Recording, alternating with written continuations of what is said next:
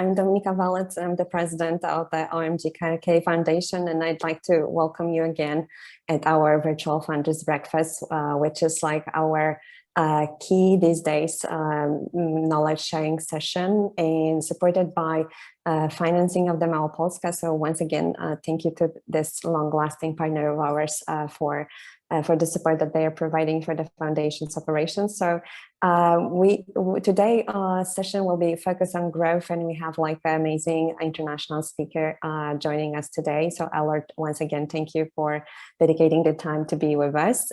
Before we move to the presentation, I just want to give you a few lines about foundation. So for those of you who are with us today for the first time, we are facilitating the growth of Krakow innovation ecosystem and trying to build the connections between different actors that are here. And we come up with different initiatives similar to this one, related to more knowledge exchange and good practices exchange.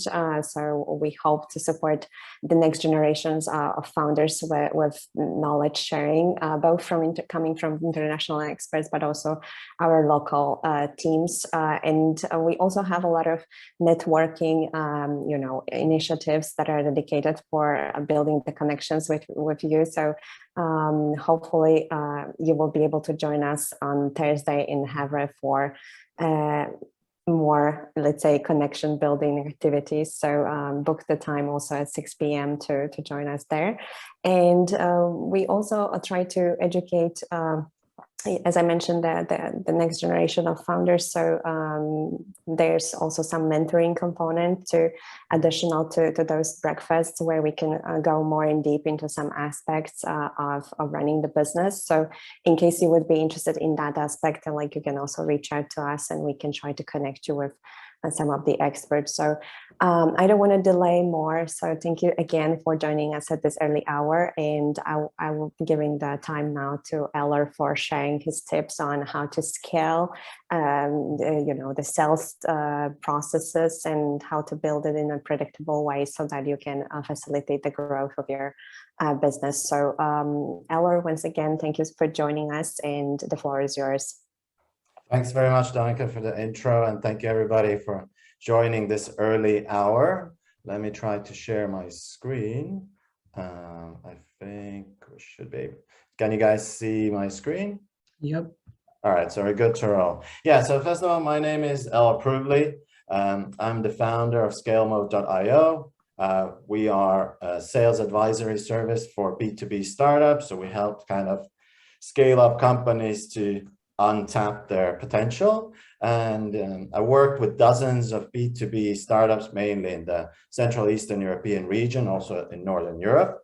And I just want to kind of share some of the knowledge and experience and maybe some best practices for you guys to follow. So some, let's say, 3 questions that we'll answer. It's obviously a very broad topic, and there's a lot of aspects to it, but I just want to give you some kind of checks and balances and some tools to kind of think of it kind of strategically when you're really ready to scale, and what you need to have in place. So firstly, we need to make sure that we know how to measure our growth.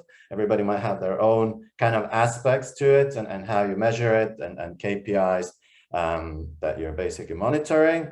So yeah, that'll answer us when to scale and how to actually also replicate that growth so it'll be sustainable. So maybe if you guys don't mind, before we go into further, maybe I'll also introduce myself a little bit more. This is my wife here, Sarah, our 2-year-old daughter, Ava, and a little bit about my background. So I'm actually originally from Estonia. I've been to Poland many times, unfortunately not yet in Krakow, which is an amazing city, what I hear. And my background, so I used to work in Google back in 2008, worked in the emerging markets team there. Actually, Poland wasn't part of our team, but a lot of like EMEA smaller markets were. So I was originally a sales guy there, and then basically helped to build initial sales processes in the countries that Google didn't have an office.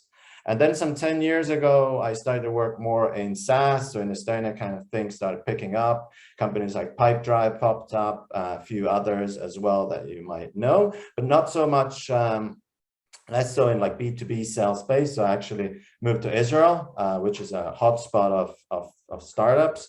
and was one of the first salespeople at Similarweb at Monday.com. Both of them are now public companies. Monday, I think, worth 10 billion plus, Similarweb 1 billion plus.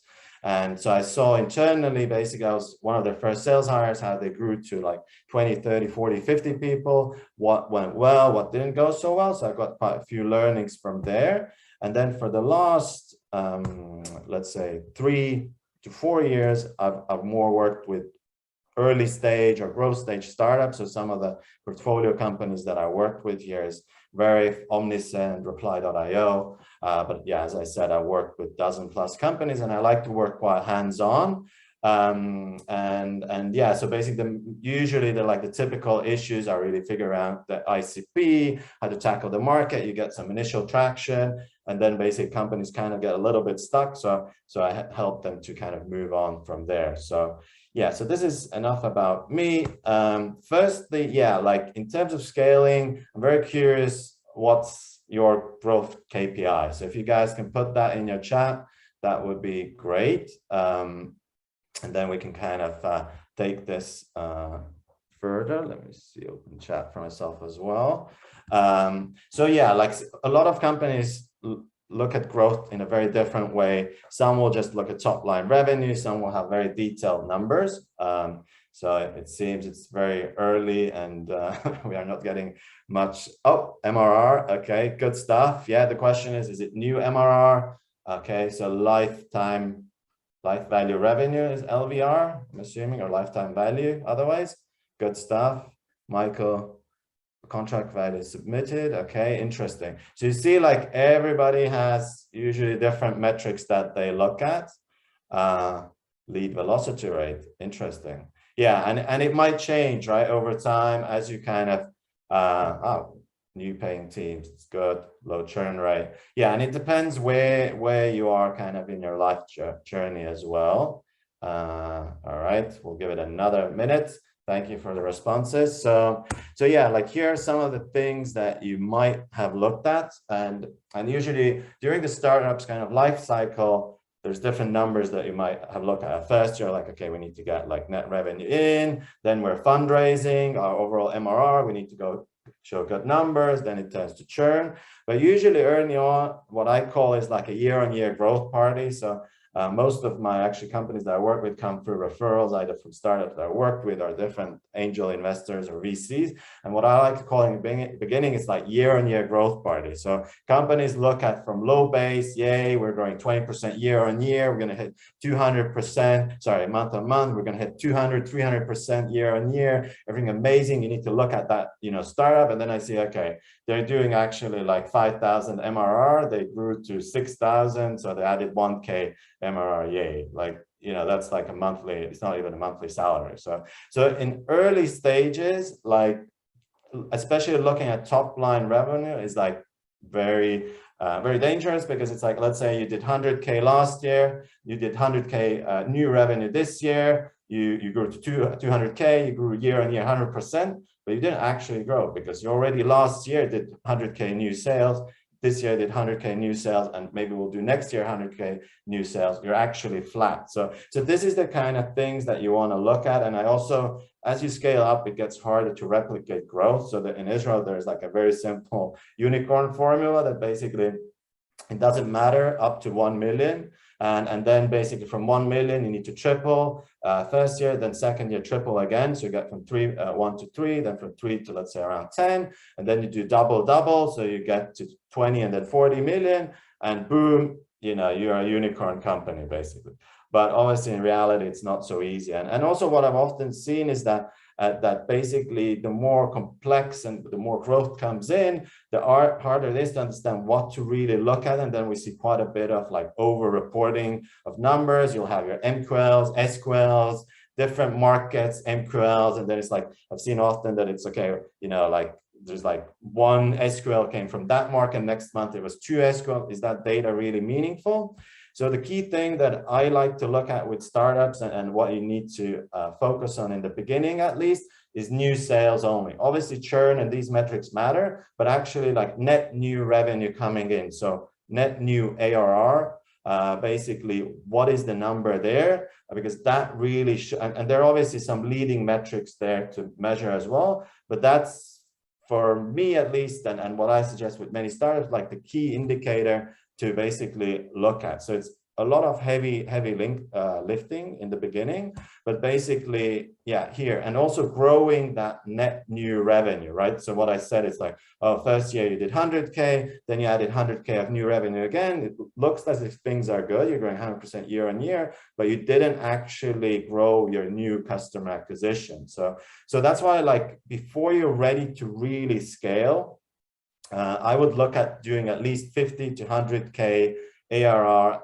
annual contract value, whatever you want to call it, bookings per sales rep per quarter, and then you're ready to scale. And the bigger your ticket size, the bigger the number might be. So if you're doing enterprise sales and it's, let's say, 50K on average, then you might look at actually having a bigger, like maybe 150K when you're ready to scale. But really what you're looking for is to have a predictable pipeline creation. So to make sure that you can actually scale that. So it's not like, you know, some month we got in 5 leads or created 5 opportunities. Next month it's 20, then it's back to 5. We don't really know where they're coming from. So it's really important that when you're adding those salespeople, they actually have a lead pool to give to them. Or if you're doing an outbound sales process, that, you know, you have SDRs that know how to source more leads, you know where to get them from, and you actually have a predictable sales process in place, along with good hygiene. Because what often happens is that you get VC funding, and then it's like, great, you know, we got to, I don't know, 500K ARR, 1 million, maybe even 2 million, whatever.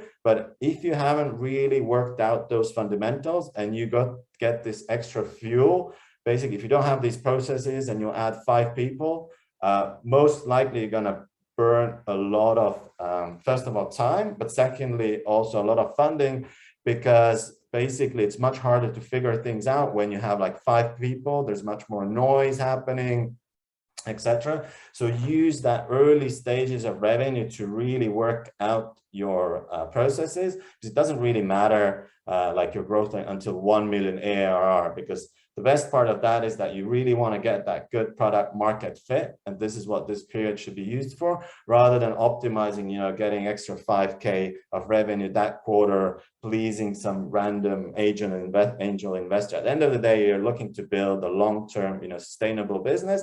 And this is your time to kind of build the model when you're still small. Maybe it's the founder, a few salespeople, or an SDRs. And it's much easier to kind of build a repeatable sales process. So that's why, like, before actually starting to scale, ask yourself, like, are you really ready to scale? Like, do you know what you're doing right now? And sometimes it might be that it works really well in Poland, but now you want to go abroad. Like, do you have a ready model to put 5 people on your sales process in, let's say, in an American market or in an international market? Do you even have the leads? And be honest here, because like what we see often is, like, for example, I can say from my personal experience as well, even on a successful company like SimilarWeb, many startups go through a phase that they overhire sales, and then basically it might actually ruin your kind of company culture as well. Then you need to kind of let go a lot of them. So be honest that at least you have some fundamentals in place, and you have, you know, some kind of success that you can get, that basically the new hires can replicate. And it might mean that, you know, in some markets, maybe if you're an SMB product, you're actually at the growth phase, but then you want to go to mid-market. There you still need to do the learnings. So allow yourself time to really, you know, first of all, have the product fit, then actually have the kind of the channels and sales, and work out the whole commercialization aspect of it as well. And look at each business unit separately, maybe up to $1 million. I think somebody from Virtuous Lab was saying that they have different products. It's very product to product, right? It's not like, oh, we'll look at overall, we're a big company, 10 million, let's put like 10 new salespeople, we're ready, but like, what will they sell? What is, you know, each salesperson needs to have a certain pipeline to work with. So that's why be kind of honest with yourself. Maybe with some part of the business, you're in a more mature phase. Maybe with some of it, you're in a more earlier phase. So what we see in terms of like sales maturity and organizations in kind of early stage, seed stage to A-round startups is that there's like 3 types of sales organizations. There's something called like founder mojo. So the founder is super charismatic, especially when you're doing more like enterprise type of sales. It's very unstructured. Maybe there's 1 or 2 salespeople kind of helping along, either in an SDR role, technical sales role, and kind of revenue comes in, but it's not really kind of repeatable, and it's very like unscalable. It's very like dependent on the founder. And again, this is fine. It needs to be done. And the bigger the ticket sizes, the founder needs to be involved. But you do want to build this like repeatable sales engine so you can kind of scale further. But don't lie to yourself that, you know, if you're a founder, that, oh, we got to 1 million, boom, we have a great traction. Let's hire 5 sales guys. They'll just sell, you know, based on what? Like, do we have like actual kind of playbook or some kind of process to offer them? So then you have a second type of sales, very common with maybe smaller ticket sizes, which I like to call like the initial cowboys, firing squad that, you know, are going for every opportunity, boom, boom, boom. Maybe not a real understanding of what the ideal ICP is or what type of customers we should go after, like what's their maturity in terms of technologies that they're using related to, you know, what we are offering. If they're very early, maybe they're not ready for us. Some revenue comes in, but also like you'll have some high months, some low months. There's a lot of deals open, very like wall-to-wall close times, no real kind of visibility. And then the kind of third one is the more structured sales organization where you have a clear understanding of different sales stages. What is the entry-exit criteria of different deals? You know, you nurture your old deals that were lost. You have tasks. Everything is kind of working in sync. You don't have lost deals that are out there for like 90 days or 6 months or 9 months that maybe weren't real opportunities to begin with. So you have a really clear understanding of what is an opportunity. And in this kind of environment, you're really ready to kind of add people. But obviously on top of that, so I want to give you guys like a small tool. This is like a simplified version, but you really need to have like a pipeline plan along with when you're scaling. So it's not like, oh, we'll hire, you know, 5 people, we'll put them, how much would we like to make? Let's put them on like a 30K target. Sounds good. Will they make it? We don't know. You really want to kind of build a good, successful sales culture. And like ideal moment is that your target is usually like 80–90% of what on average is being achieved, so that they rather overachieve rather than underachieve, and that there's constant stress, because like they'll be talking to your customers, and if they're stressed, they're not thinking straight, they're not doing their best job. So really have kind of clarity where the leads are coming from, you know, what's your process, is it right, are you happy with deals moving forward to next steps? And yeah, here is one of the examples. So finally, what I wanted to give, it's not just about sales. Often it's like, we need more revenue, you know, let's close more deals. Our sales are so shit. I hired some guy, doesn't know how to sell, you know, but you didn't really give him a chance to really succeed.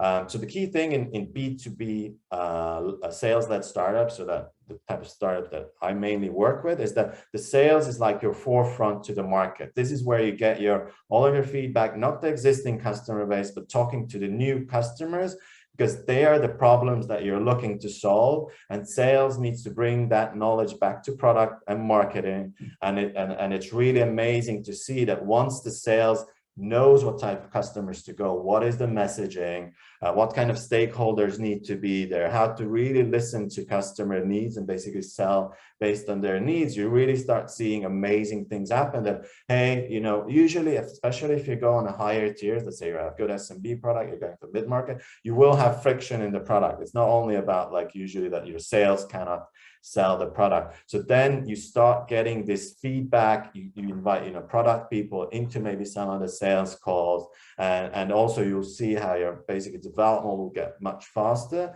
and also marketing will be much better tackled to bring in new leads, because they also understand the market better. So yeah, it's not only about sales, it's basically making the whole flywheel work, especially in B2B sales-led startups. So that's it. We didn't have too much time, so there's not enough time to go really into, you know, detail how to really build a predictable sales engine, but that's months of work. I'm happy to answer if you have some imminent questions. We're a relatively small crowd here. Yeah, I'm more than happy to answer any questions, any thoughts. Hope this was useful. Yeah, happy to take any comments or questions. Yeah, so thank you so much, Elor. I can start with maybe one question, and then maybe we can move to the breakout rooms so that each of us can connect a bit, and then we can have some broader session about with Q&A so that people can share more openly, probably enable some cameras so that we can also have you know, their faces in front of us. So my I'm not sure whether that's a question, but more additional ask. It would be nice to maybe hear one of the stories in which you were creating or designing the sales process for some particular company. Let's say from the day one to, let's say, the time in which you were ready to scale, so that you could tell us maybe more some steps that you were taking on the way, so that we can understand a bit more what to focus on each phase. That would be probably something that I would be not interested in hearing. And again, like I definitely want to leave the room for the crowd to refer their questions, but let's do that in the next phase. Okay. Absolutely, yeah. So maybe like one company that I'm working with now, it's called nursebuddy.me. They basically offer a home care, productivity tool for home care companies. So basically companies taking care of elderly people. Very interesting market. They're very big in UK, and we're looking to open some other markets. So it's a bit of maybe a unique story what I've usually worked with, but it has all the kind of the typical issues of an early stage startup that's kind of got some revenue going and then kind of gets stuck because there's like not enough visibility, and there's some kind of like processes that don't really scale. And also with each startup, like when I work with them, it's like the question is how much change they can bear. So it's like, because every startup, like if you're B2B sales at startup, like sales is your secret sauce. You can think that, oh, we build an ideal product, everybody will buy. No, if you cannot engage properly with your customers, you're not going to sell anything, because basically the higher you go with ticket sizes, if it's a product led acquisition, then yes, then product is your sales tool. But if it's sales led startup, you really need to have that good kind of communication with the startup. So in their case, when we started working, was that they had a lot of deals open, like hundreds of deals. They didn't really know, like, okay, and the sales cycles were really long for this kind of the ticket size that they're doing, like something like 90 days or even sometimes longer. And they would have also like the pricing and packaging wasn't really right. So they sold based on volume. So how many hours clients clocked on their system, and they would let them go on. They would do all the onboarding for free, but that meant like not everybody really came on, and it was really like a dragging on process. So we kind of turned that around, that we put like pricing basically that you would pay from as soon as you would basically be onboarded, you would pay up front. So then we knew kind of that first of all we got stable checks. That meant that we were able to kind of redesign also the commission plan, because we actually knew how much they're most likely gonna, like what kind of revenue they'll bring in. There used to be also like a weird like a commission plan that was paid out over 5 months. And so that was a big part of it, that we kind of changed the packaging. And then really key was setting in place, like what I usually do, or 9 times out of 10, is that you really need to understand what are opportunities and each stage of the sale, like what is the criteria that, you know, this is a healthy opportunity and we have good alignment with the company that we're engaging with. So for example, sometimes let's say you start selling with let's say a technical champion. It's a term I know, but somebody that will use the tool day to day. And, you know, they are super in love. And then what happens often is that like companies are very comfortable doing like one-to-one sales cycle. So selling to one person, but often you need to engage 2 or 3 people. And then if you don't know how to kind of engage those people, or you leave it too late in the sales cycle, then you won't have a control of those deals, and you don't really know if this is the right opportunity to go for, and like the efficiency of sales goes down a lot. So basically, yeah, putting in touch that, okay, we talk to the technical champion, this is a person we get access to easily. Then maybe we don't even do it, like in this case, we didn't do a demo unless we knew that all the stakeholders are involved, or at least aware of this process, that they're looking at a new software to bring in. Only then we would progress it to the next phase in our pipeline. So that allowed us to really understand how much leads we're putting in, what we can expect to close, and based on that now, like we actually let go some people. They had like 5 people, then we got down to 3. Now we're scaling up to 5 salespeople and are ready to kind of see where our limits are. But unless you have this visibility, like basically they kept hiring people and firing people because they weren't really set up for success. And they had the same thing that, whoa, we're growing 100% year on year, and then it's like, shit, now it's like 60%, now it's below 50, fuck, like we can't fundraise anymore, like numbers are really shit. But then it's like, you look at like year on year like net new revenue, they've been flat for like 2-3 years, right? Like, because basically the process they had just got them that far. So yeah, but yeah, so basically last quarter we did like a record quarter, doubling like the previous revenue number, actually with 3 sales reps. I mean, there's a lot of turbulence now in the market, so I wouldn't say this is our benchmark, but at least now we're ready to kind of, you know, scale and see how we can add more salespeople. So I hope that gave like some context. I don't know if other guys can associate with the kind of challenges that I spoke about. I don't know if I see some nodding heads, but yeah, so like I definitely you know, what you said has some following up questions, but I think that you know, maybe we could have those breakout rooms now so that you can all get to know each other a bit more, so that we can have also this connecting component within the chat, and then we can come up to share more. And I think the guide